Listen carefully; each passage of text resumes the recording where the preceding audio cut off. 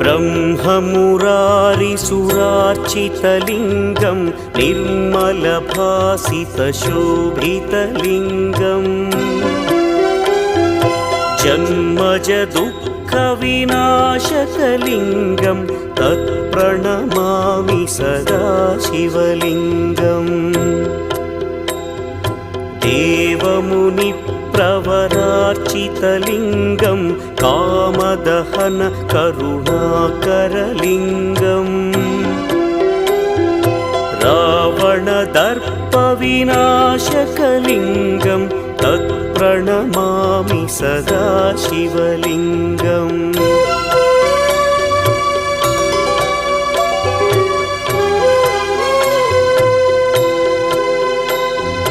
सर्वसुगन्धसुलेपितलिङ्गं